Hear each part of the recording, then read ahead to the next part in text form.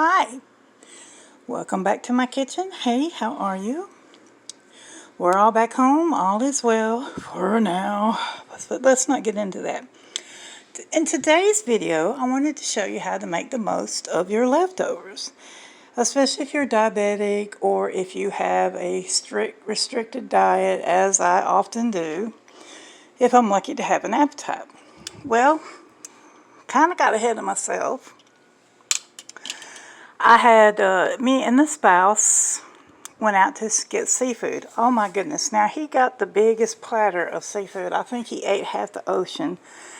And as for me, I had a simple piece of red snapper, some rice, and green beans. Well, I nailed the green beans. And, well, the rice, I ate some of it. And I could only eat just a little bit of the rice because, as some of you know, we got some health issues. This is a illness vlog because it's chronic. I used to smoke the word chronic, now we don't. So, and this has been in the refrigerator, although I'm pretty impressed because if you're on a restricted diet, and luckily I have low sodium, that's the only thing bad about boxed broth. If you make if you buy a rotisserie, don't throw the bones away, don't throw the skin away. You can make your own stock, but then again, what would we do without great value, for real? But the numbers, 0 carbs, no sugars, that's what I have to avoid being diabetic. And of course, after rounds of stomach cancers, for the 4th time, Annie left a tumor. Anyway, yada yada. And then I had a can of peas. I don't like throwing food away because if you come up poor, as I did in rural Missouri back in the 1800s, okay, because I'm only like 600 years old, if you grew up poor, it pains you to throw food away. So I thought $55, I'm bringing the rest of my food home. So the sweet little waitress boxed that up. I brought it home. And I thought, well, I don't want to eat that because now it's done got hard and rubbery. And as you know, again, chronic illness, you're going to hear that because this is what works for me and maybe someone else. I'm pretty sure someone else out there is suffering some of the ailments. Sorry, I'm burning up. Ugh. So, you know, some of us that come up poor, because, you know, my grandmother raised us on fatback gravy and biscuits. That was it. Every meal. And we loved it. Granddaddy would hunt squirrel. He would bring home snake, rabbit, anything that we could find. He had chickens, and my grandfather had a wonderful talent for gardening. So this was, I had about like this much left, and I thought, how about a good fish stew? And then I thought, well, I can't just eat starch, protein, and salt. Let's put some canned vegetables, which I wish they were fresh, but who grows that here? And we are hot here 10 months out of the year, so you can forget any kind of comfort food because it's always just too hot to eat. And despite my house being climate controlled, it's still hot. And when you're sick like me and you're lucky if you get to eat it, this is basically my mood all day, every day. Let me see if I can get a screenshot of that. Oops, one more. Probably not going to take well. So, here's what I come up with. I use this, look at this, Corningware. The camera is washing it out. It's very old, it's an old piece. And those that collect Corning or Pyrex might recognize the corn flour. I have one up here. I have many pieces. That was my favorite of such. Today, this is my happy face. Coming back home, the journey. Whew.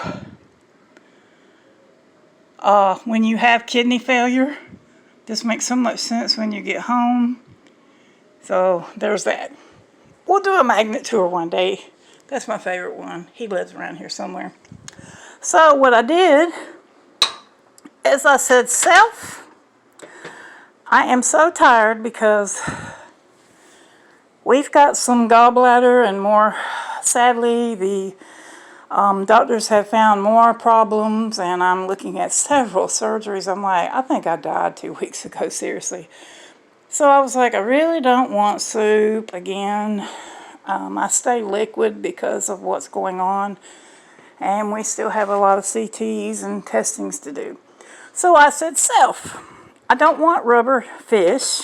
I don't want some old tired, dried out rice, because I want some fish stew. So, as you can see, I didn't lose the fish or the rice. I already had plenty of chicken stock. I about live on that, basically. And then I took a can of peas. So I let the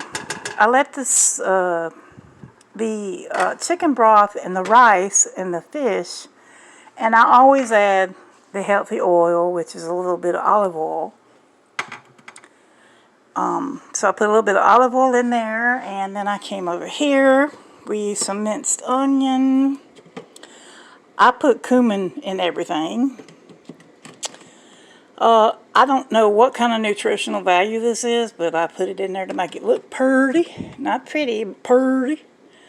And some onion powder. No, I didn't. I'm sorry, I take that back. Parsley, cumin, onion.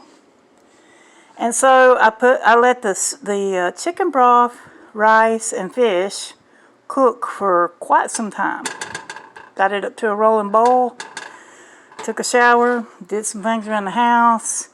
Took this, got the fish all broke up, nice and soft. Because, you know, again, the bone disease has robbed my spine and my teeth, bones in my face, which is why I usually don't like to go on camera.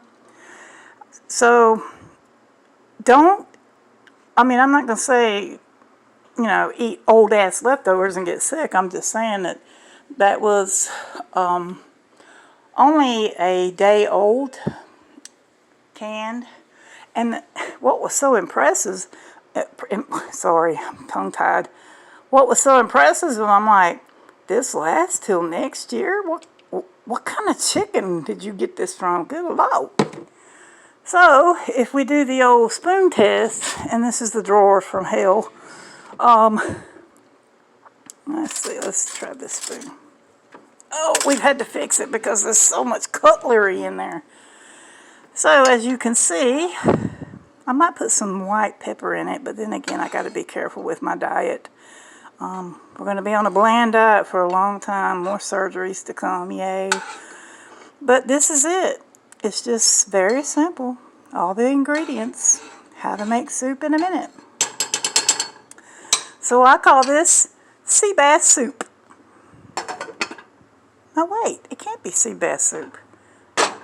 We call this red snapper, but it's yellow. So I'm eating chicken and fish. It's kind of crazy, but hey. I made the best of the leftovers, added a little bit, voila. And maybe I won't feel as bad as this horse is, because right now I don't feel good, but I wanted to say, hey, give you some ideas. I like to do the kitchen stuff, and needed to put a blog up, because people are like, where are you at? I'm like, I don't know. Anyway, we'll see you on the next one. Peace out. Thanks for all the well wishes. I'm home. We're still not good, but we're better than we was, but we still got a lot to go through. So anyway, until the next one, peace out.